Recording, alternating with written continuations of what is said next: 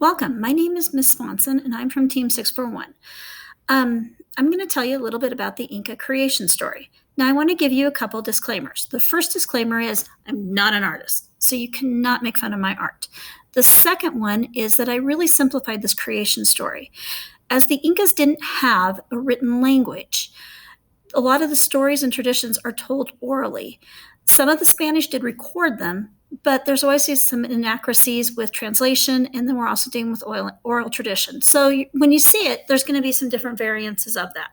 Now, our first person that we're going to talk about in the creation story is, whoops, got to turn it the right way, Viracocha. Now, Viracocha basically came from Lake Titicaca. Now, he was an important guy because he is the creator of all life, according to the Incas. Now, the Lake Titicaca was also the creation of the stars and the moon and his own son, which was Inti.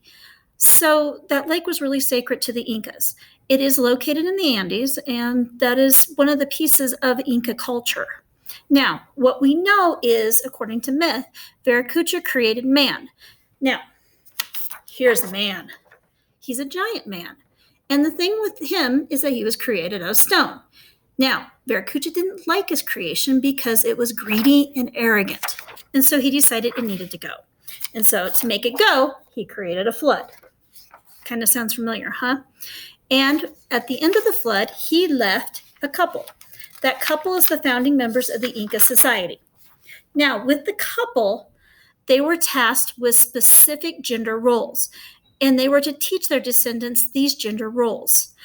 And thus, the transmission of Inca society was created. Now, a couple pieces about the Inca pantheon. The first one is it did have lots of gods and goddesses.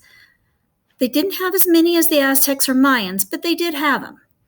Also, their pantheon did change a little bit as they began to conquer. As they kind of incorporated the coast, they found some older gods in these basically tribes.